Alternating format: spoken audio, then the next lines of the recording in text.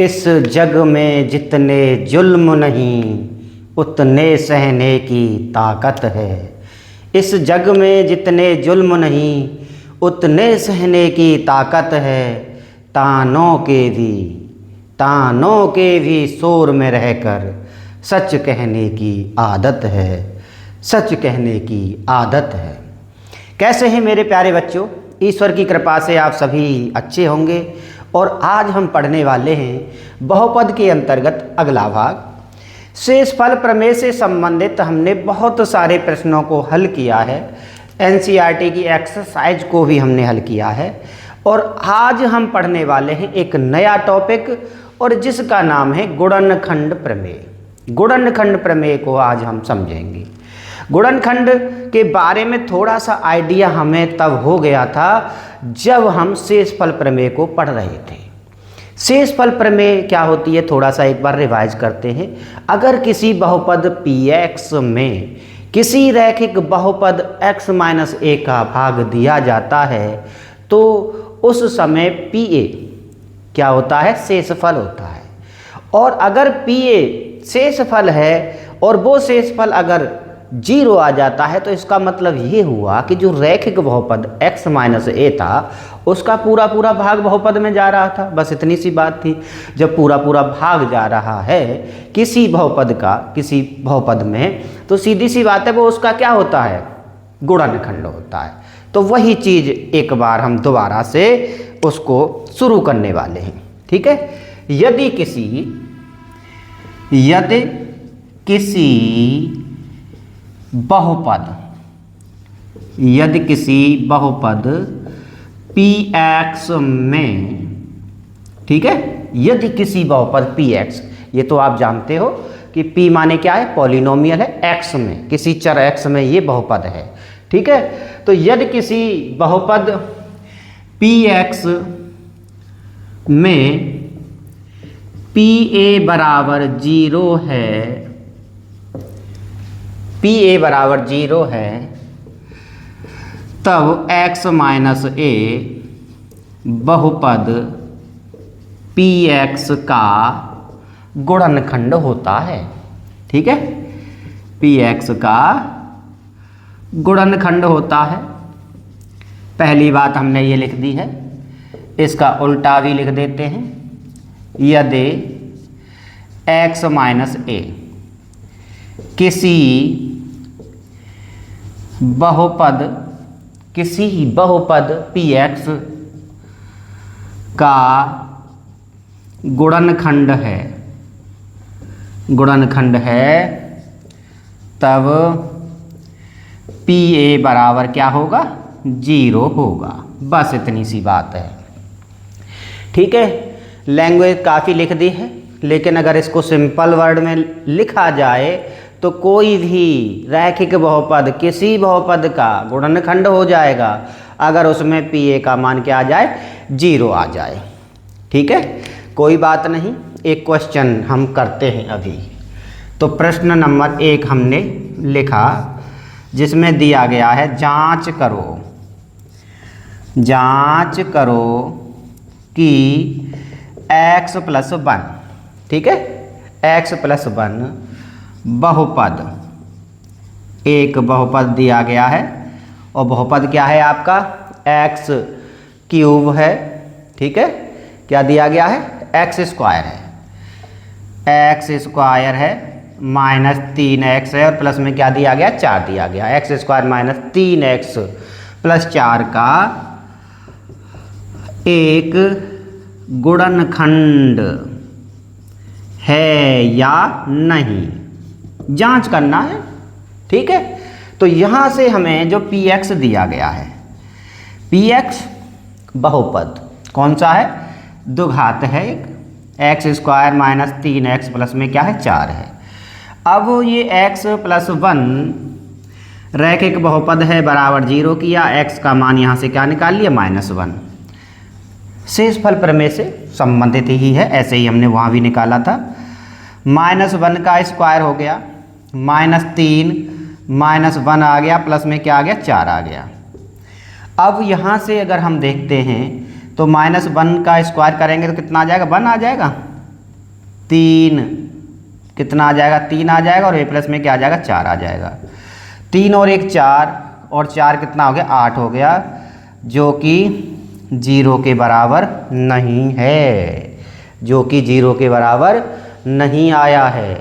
और 0 के बराबर नहीं आया है तो सीधी सी बात है कि x+1 इस बहुपद का गुणनखंड नहीं होगा। ये हमें पूरी अच्छी तरीके से पता लग गया है। तो यहाँ लिख दिया जाएगा, अतः x+1 बहुपद x² माइनस 3x + 4 का गुणनखंड नहीं है। गुणनखंड तभी होता जब PA का मान, ठीक है, PA का मान कितना आ जाता, 0 आ जाता, तभी होता।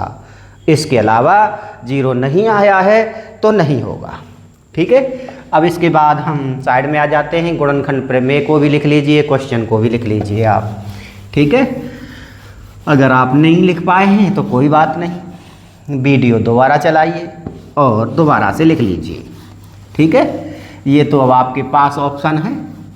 ठीक है, कभी कभी क्लासरूम में हम होते हैं तो लिख नहीं पाते हैं, तब तक हमारा अध्यापक हमारे कभी कभी मिटा देते हैं, जल्दबाजी में प्रश्नों को करने के कारण हम रह जाते हैं। लेकिन यहाँ आपके लिए ऐसी व्यवस्था नहीं है, ये आपकी स्वतंत्रता पर निर्भर है, आप कब लिखना चाहते हैं। ठीक है, जांच करो, जांच करो, जांच करो x+2। ठीक है, x+2 एक रैखिक बहुपद दिया गया है। बहुपदों, कौन कौन से बहुपद दिए गए, 2 बहुपद दिए गए हैं ना। बहुपदों x की घात 3 plus 3x² plus 5x plus 8, ठीक है, पहला दिया गया है। और एक दूसरा भी दिया गया है, और वो दिया गया है 2x + 4, ठीक है, और 2x + 4 का क्या है, गुणनखंड है। ये देखिए, तो चलो देखते हैं। पहले px लिखते हैं हम, क्या दिया गया, x की घात 3 प्लस 3x की घात 2 प्लस 5x, और प्लस में क्या दिया गया, 8। तो x + 2 बराबर 0 है, तो x बराबर क्या आ गया, -2। तो यहाँ से हमें x का मान कितना रखना है, बताइए। जो निकाला था हमने, -2 निकाला, तो -2 रख दीजिए। रख देते हैं, -2 की घात 3 प्लस 3 -2 की घात 2 प्लस 5 गुणा -2 प्लस 8। अब करिए -2 की घात 3, 2 दूनी 4, दूनी 8, माइनस का आ रहा है इसलिए -8। ये 2 दूनी 4 प्लस का 4 तिया 12, ये 5 दूनी 10, और ये प्लस में क्या आ गया, 8 आ गया। ठीक है, अब देखिए ये 12 और 8 कितना हो गया, 20 हो गया है। 12 और 8 20 हो गया है, और ये माइनस का कितना हो गया, 18 हो गया। बराबर का कितना आ गया, 2 आ गया। बराबर का क्या आ गया है, 2 आ गया है। तो इसीलिए ये भी आपका गुणनखंड नहीं होगा। लिख दिया जाएगा, अतः x+2 बहुपद x की घात 3 plus 3x² plus 5x plus 8 का गुणनखंड, ठीक है, गुणनखंड नहीं है। अब एक दूसरा भी है हमारा बहुपद QX मान लिया, जिसे हमने 2x प्लस में 4 है, और इसमें -2 रखेंगे, तो 2 - 2 प्लस में 4 बराबर -4 प्लस 4 आ गया। इसलिए ये दोनों कट करके क्या आ गया, 0 आ जाएगा। तो इसके लिए क्या लिखेंगे हम, अतः x+2, ठीक है, x+2 बहुपद 2x + 4 का क्या है, गुणनखंड है। बहुत ही सरल है। एक दो बहुपद दे रखे थे, एक में मान 0 नहीं हुआ, मान 0 नहीं हुआ तो सीधी सी बात है गुणनखंड भी नहीं होगा। एक में मान 0 हो गया तो गुणनखंड हो जाएगा। ठीक है, ये आपको समझ में अच्छे से आ गया होगा, कोई दिक्कत नहीं हो रही होगी। अगला प्रश्न करने वाले हैं, बहुत ही सरल प्रश्न है, बस मान रखना है शेषफल प्रमेय की तरह। ठीक है, अच्छा क्वेश्चन हम आपको बहुत सारे करा देते हैं और अगर आप सारे क्वेश्चंस को बस देख भर लेंगे और थोड़ा सा अभ्यास कर लेंगे तो फिर आप का कॉन्सेप्ट एकदम IIT लेवल का हो जाएगा। ठीक है, प्रश्न नंबर 3, यदि x माइनस a, देखते हैं क्या दिया गया क्वेश्चन में। यदि x माइनस a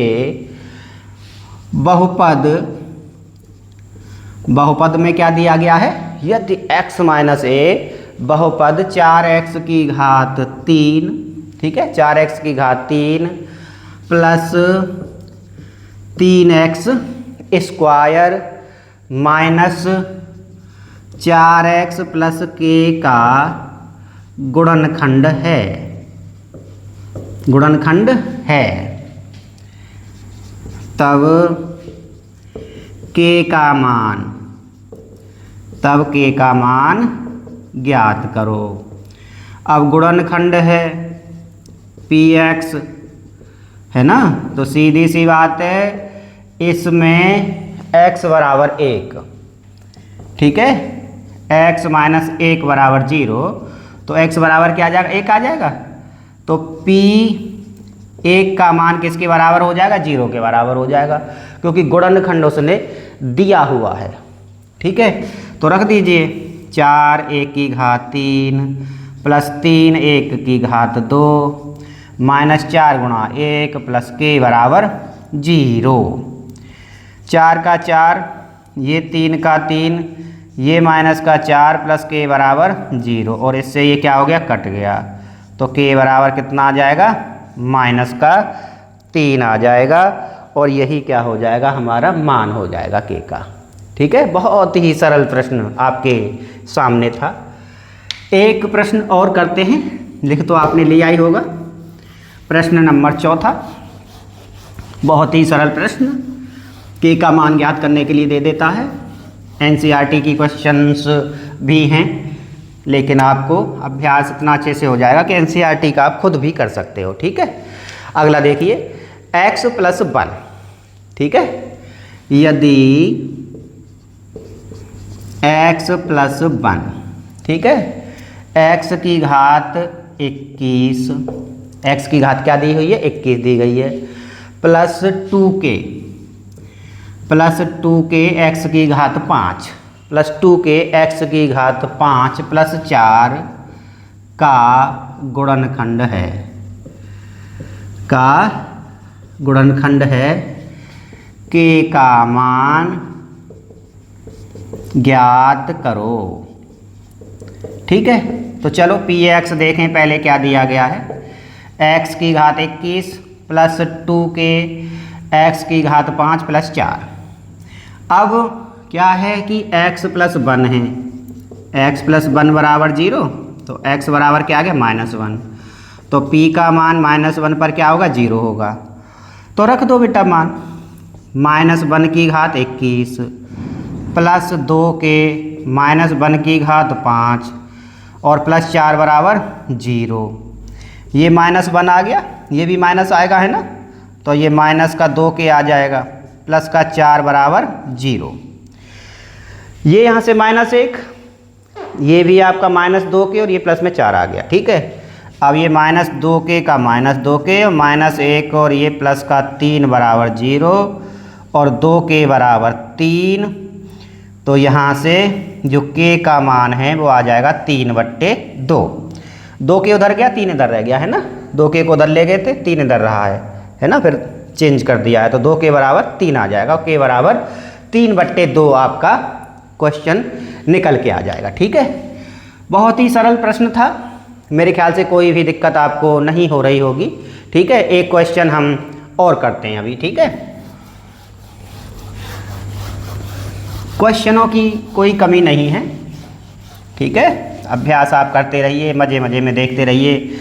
20 से 25 मिनट भी अगर आप रुकते हैं वीडियो पर तो मान लीजिए कि आपका उससे संबंधित सारे कॉन्सेप्ट क्लियर हो जाएंगे, ठीक है। जांच करो, जांच करो, क्या जांच करनी है? x - 3, ठीक है। बहुपद, बहुपद क्या दिया गया है? x की घात 3 दिया गया है, ठीक है। x की घात 3 है तो थोड़ी सी कैलकुलेशन हमारी बढ़ सकती है।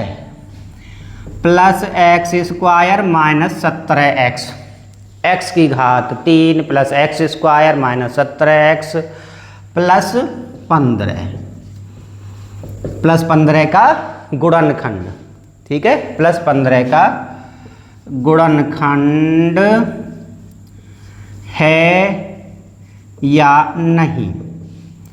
तो सबसे पहले हमारा बहुपद, जिसे हम कैसे लिखते हैं? px के बराबर, p माने बहुपद, पॉलिनोमियल है ना, पॉलिनोमियल से p ले लिया है।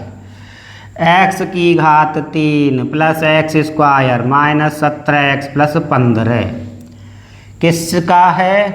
x - 3 का कह रहा है, तो x बराबर क्या आ गया? 3। तो p का मान क्या रख देंगे?